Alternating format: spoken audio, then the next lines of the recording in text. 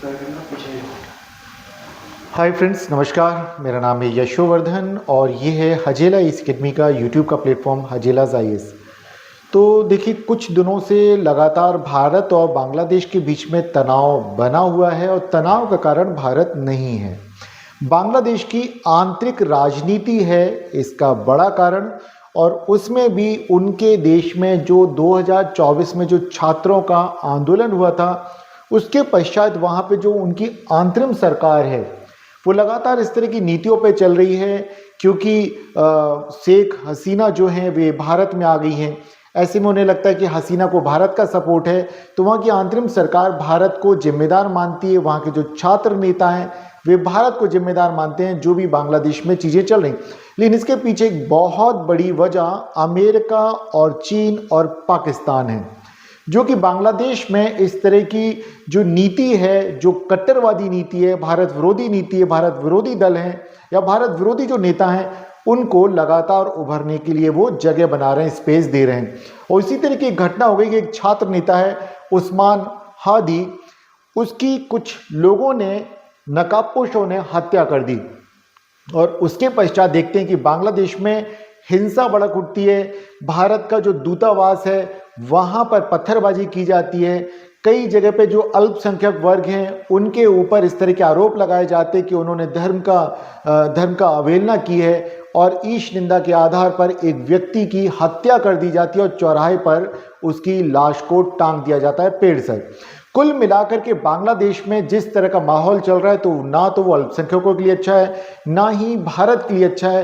क्योंकि लगातार अगर हम देखें तो चाहे वो चिकन नेक या सिलीगुड़ी कॉरिडोर के पास लाल मोनेरहाट नाम का जो एयरबेस है, उसको दोबारा से चाइना के द्वारा बनवाया जा रहा है। हालांकि बांग्लादेश ने इस पर स्पष्टीकरण दिया है कि इसका किसी भी तरह से सैन्य उपयोग नहीं किया जाएगा, ना ही चीन को उपयोग करने दिया जाएगा। लेकिन अगर एक और समुद्र के अंदर का देखें तो मोगला पोर्ट की अगर बात की जाए तो वहां पर भी लगातार देखा यह जा रहा है कि चीन की गतिविधियां बढ़ गई हैं।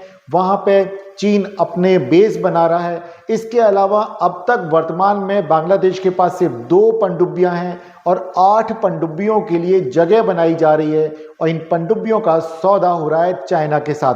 तो इससे हम समझ सकते हैं। और क्या देखने को मिलता है कि जो पाकिस्तान के उच्च स्तर के सैन्य अधिकारी हैं वे बांग्लादेश की यात्रा पर आते हैं और उन्हें एक ऐसा बांग्लादेश, ग्रेटर बांग्लादेश का नक्शा प्रदान किया जाता है। और उस नक्शे को बनाने वाला व्यक्ति एक ये भी था, उस्मान हादी।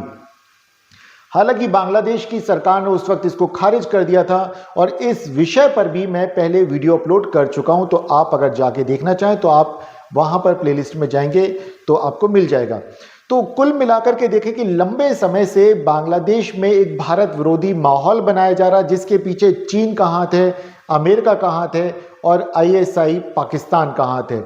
ऐसे में भारत बहुत ही नपे तुले सधे हुए तरीके से आगे बढ़ रहा है कि अगर वहाँ पे लोकतांत्रिक तरीके से चुनाव होते हैं और अगर कोई लोकतांत्रिक सरकार आती है उसके साथ वो डील करे। क्योंकि वर्तमान में मोहम्मद यूनिस जो कि अंतरिम सरकार के मुखिया हैं, उनकी नीति भारत विरोध की चल रही है और लगातार उन्हें अमेरिका, खासतौर से डोनाल्ड ट्रंप और उनके सहयोगियों के द्वारा इस तरह की नीति पर चलने के लिए मजबूर किया जा रहा है, या उनकी खुद की इच्छा मानी जाए जिससे कि वे भारत विरोध दिखा रहे हैं, ताकि भारत किसी भी तरीके से अमेरिका की शरण में चला जाए।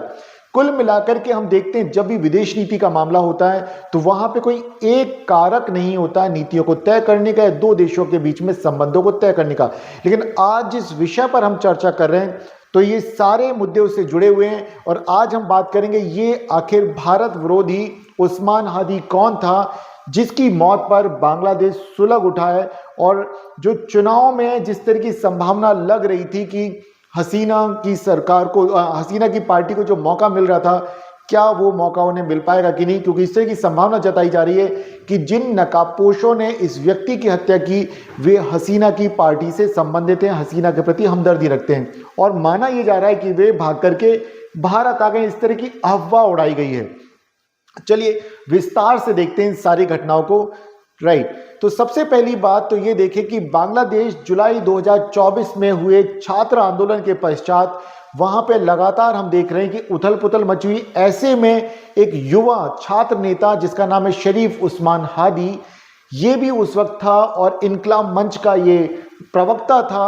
और इसकी मौत के पश्चात लगातार बांग्लादेश में देख रहे हैं कि एक भारत विरोध की लहर सी चल पड़ी है। और अब आखिर ये जाने कि आखिर ये है कौन उस्मान हादी।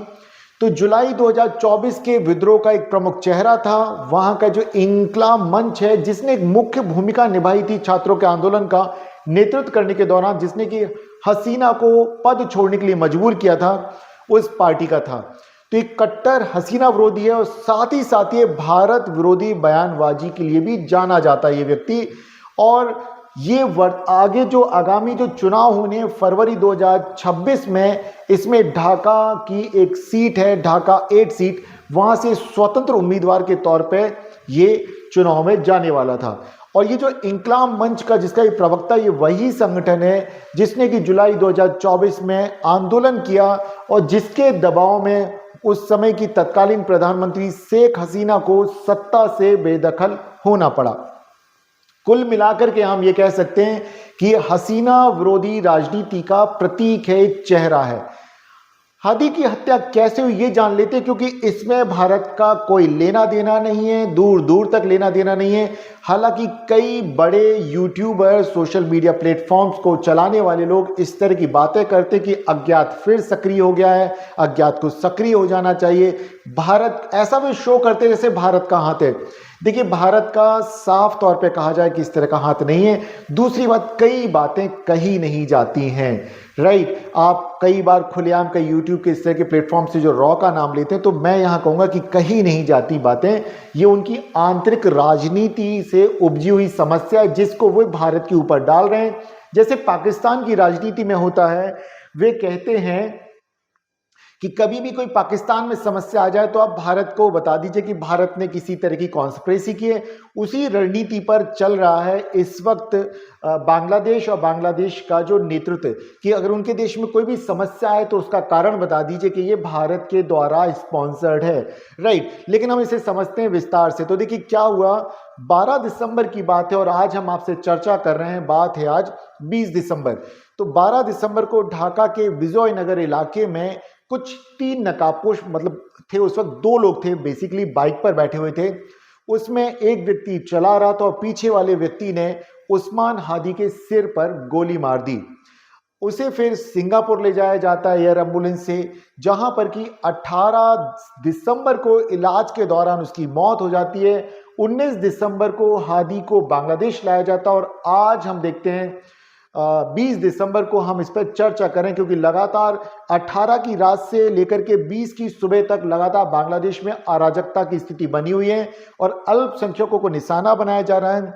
या जो न्यूट्रल मीडिया था, जो कि स्पष्ट तौर पे ऐसी बातें किया करता था जो कि धर्मनिरपेक्षता की बातें करता था या फिर सरकार को सही रास्ता दिखाने की बात करता था, ऐसे न्यूज चैनल के दफ्तरों पर हमला किया गया, आग लगा दी गई, यहां तक कि बाहर से ताला बंद करके अंदर पत्रकारों को जलने के लिए, मरने के लिए छोड़ दिया। हालांकि सेना ने बचा लिया उन्हें।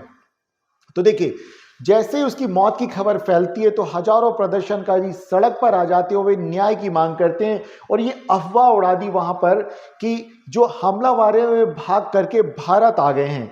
और ऐसे में माना गया कुछ लोगों के द्वारा, इससे की अफवाह उड़ाई गई कि हसीना समर्थक थे और हसीना को क्योंकि भारत ने असाइलम या राजनीतिक शरण दी हुई है, तो ऐसे में भारत का इसमें हाथ हो सकता है। तो देखिए, इस तरह से भारत को इस षड्यंत्र में घसीटा जा रहा है। लेकिन पुलिस जांच में साफ हो गया है, जो कि वहां के बांग्लादेश का एक प्रमुख अखबार है प्रथमो ऑलो, उसमें बताया कि पुलिस ने बताया 3 संदिग्धों की पहचान कर ली है। फैजल करीम, जो कि प्रतिबंधित छात्र लीग का पूर्व नेता है जिस पर गोली चलाने का आरोप है, मोटरसाइकिल चलाने वाला व्यक्ति है आलमगीर शेख और रेकी करने वाला व्यक्ति है रूबेल। तो इन लोगों की पहचान कर ली गई और पुलिस का ऐसा दावा है, बांग्लादेश की पुलिस का, ये सभी लोग आवामी लीग से जुड़े हुए नेता हैं, उसके संगठन से जुड़े हुए, उसमें सक्रिय थे।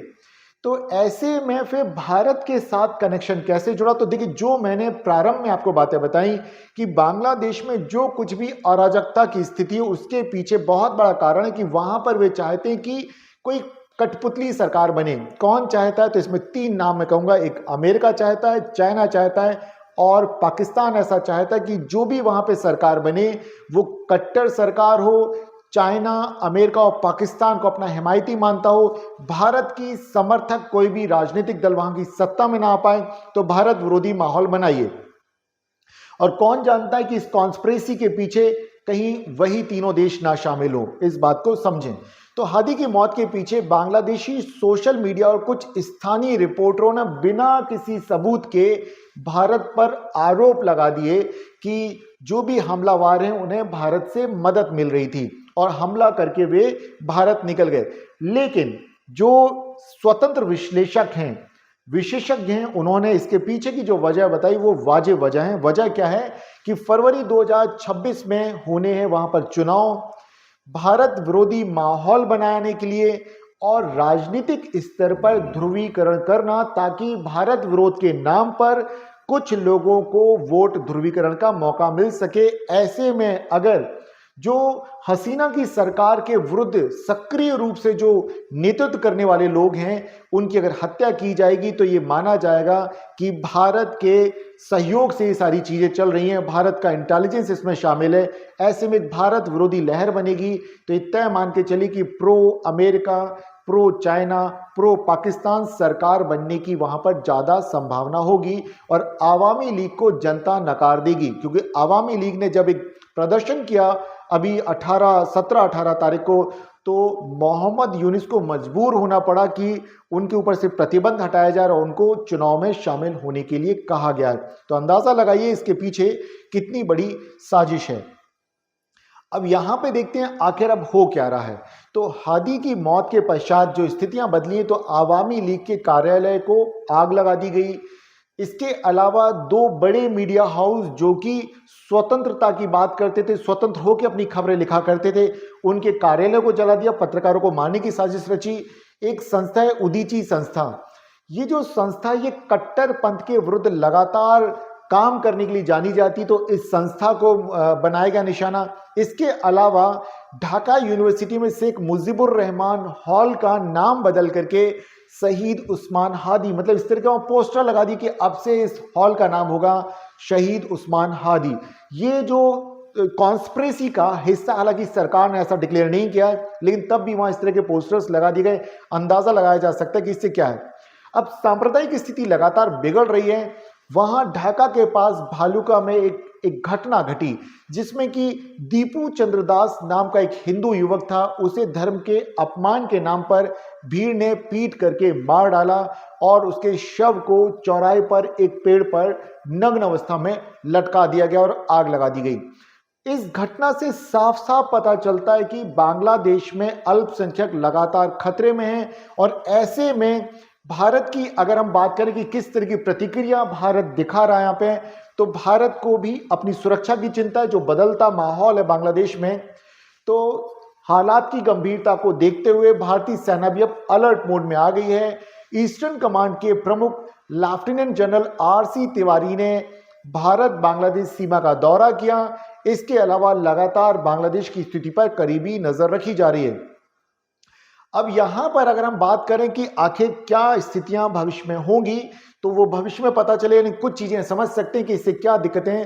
देखिए, मौत जो है हादी की, ये सिर्फ एक राजनीतिक हत्या नहीं है, बल्कि बांग्लादेश को अस्थिर करने के लिए है। आगामी जो चुनाव फरवरी 2026 में उनको प्रभावित करने के लिए, इसके अलावा भारत और बांग्लादेश के संबंधों को खराब करने के लिए, बांग्लादेश के अंदर सांप्रदायिक सौहार्द को बिगाड़ने के लिए और एक ऐसा माहौल तैयार करना है कि आवामी लीग किसी भी तरीके से वहां पर सत्ता में दोबारा ना आ पाए, ना इस तरह की स्थिति में आ पाए कि वो जो भी सरकार बने उस पर नियंत्रण लगाने की स्थिति में हो। और इसलिए कोशिश ये की जा रही कि भारत को टारगेट किया जा रहा है, क्योंकि भारत का सपोर्ट शेख मुजीबुर रहमान को और उनकी बेटी शेख हसीना को लगातार बना रहा। और अभी जब 2024 में जब वहां पे इस तरह के हालात पैदा हुए कि उनको देश छोड़ के भागना पड़ा, तब भारत वे आई और भारत ने उनको राजनीतिक शरण दी। तो मैं उम्मीद करता हूं कि आज के इस विश्लेषण को आप तटस्थता से आप भी समझेंगे, वास्तविक स्थितियां क्या ये सभी समझते हैं, क्यों इसके पीछे क्या हो रहा है, क्या षड्यंत्र है, किन शक्तियों का इसके पीछे हाथ है, इस बात को समझिए। और मैं उम्मीद करता हूं कि आप तटस्थ तरीके से इन सारी चीजों को देखेंगे और माहौल में, कहते हैं ना, आग में घी डालने का काम ना किया जाए। ये बहुत जरूरी है, क्योंकि हमें मान लिया कि आर्टिकल 19 में freedom of speech and expression मिलता है, बट रीजनेबल रिस्ट्रिक्शंस के साथ है कि दो देशों के संबंध प्रभावित ना हो, माहौल खराब ना हो, इस बात को भी समझना होगा। दोस्तों, मेरा नाम है यशोवर्धन और ये हजेला इस अकेडमी का यूट्यूब का प्लेटफॉर्म हजेलाज आईएएस। आज का वीडियो आपको कैसा लगा कमेंट बॉक्स में आप जरूर बताएं। नमस्कार, फिर मिलते हैं अगली वीडियो में, तब तक अपनी लर्निंग की जर्नी को जारी रखिए।